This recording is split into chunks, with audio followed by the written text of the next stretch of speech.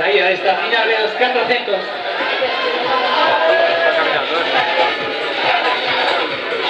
Turno para Rosa Manzano, una prueba de triple salto.